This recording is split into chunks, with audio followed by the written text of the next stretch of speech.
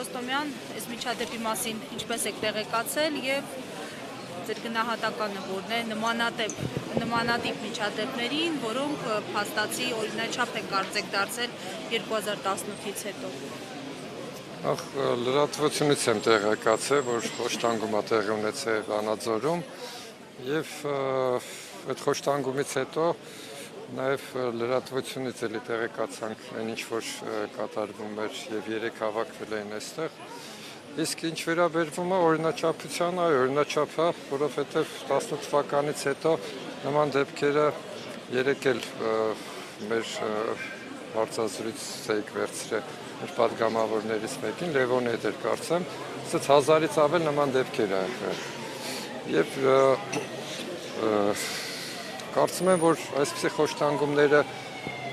այս իշխանության ժամանակ երբեք չի բացահայտվի։ Վառ օրինակը 22 թվականի սեպտեմբերի 21-ին, երբ որ ծնողների նկատմամբ եռաբլուրում բիրտուշ կիրառեցին եւ էլի գործը գտնվում էր քննչական կոմիտեում, էլի նույն վարչությունում էր գտնվում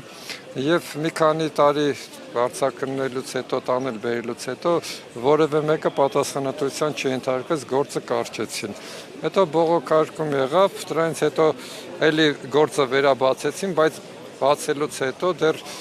գոնե մեկ անգամ մեր ծնողներից որևէ մեկին չեն կանչել, լրացուցիչ արձակնություն չի եղել, այնպես որ այս գործն է կփակվի կգնա, բայց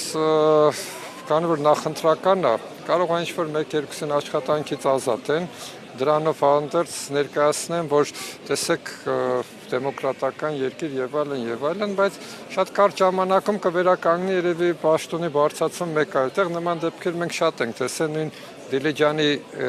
քրեականի պետը նույն գործողությունը երբ որ եղավ էլի խոշտանգում, միառ ժամանակով հանեցին ուրիշ գործը դրան, այնպես որ դա խրախուսվում է խոշտանգումը Հայաստանի Հանրապետությունում եւ սա ուղիղ մեր բոլոր ուժայինները, առավելևս քննչական կոմիտեն, ուղիղ վարչապետի ենթակայության տակ է, ինչ ցույց տալիս են անում են, էլի։